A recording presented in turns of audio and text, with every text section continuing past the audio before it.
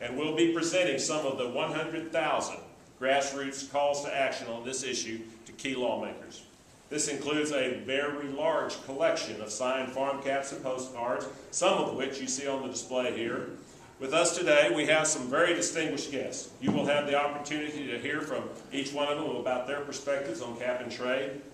First, I am pleased to introduce Senator Jim Inhofe from Oklahoma.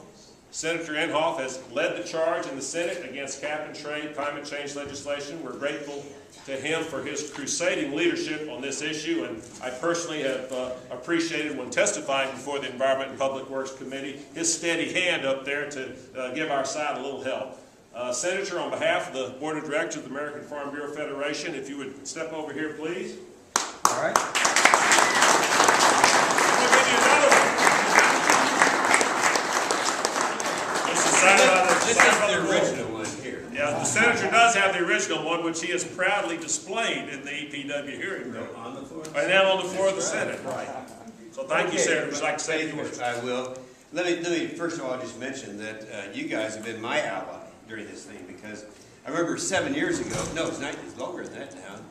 Yeah, it was 1997, when I became chairman of the Environment and Public Works Committee. At that time, you know, everyone assumed that anthropogenic gases, CO2, was causing catastrophic global warming, and so we all assumed that this was true until we found out from the Wharton School of Economics what it cost, and it came, the range was always between, it doesn't matter whether you're talking about Kyoto or any of the McCain-Lieberman bills or any of the rest of them, the range is still in cost between $300 and $400 billion a year. And that translates into my state of Oklahoma to over $3,000 for every tax-paying family. So it's a big deal, and we started checking on the science, only to find out that it was cooked science, and it was miserable there for the first 7 years after I made the statement, that the idea that catastrophic global warming is caused by man-made gases is the greatest hoax ever perpetrated on the American people. Now, right before Copenhagen, they came out with a thing on the climate gate. And so if you want to go back, pull up my website, inhofe.senate.gov, look up this speech I made on the Senate floor 5 years ago, and I talked about the cooked science of every single thing that came out of this climate gate, we said 5 years ago. So anyway, it's great to have that behind us. It is a clear victory. Let me caution one thing. The idea is real good to go ahead and do something on reversing it. If you can come up with 51 votes, I'm all for it.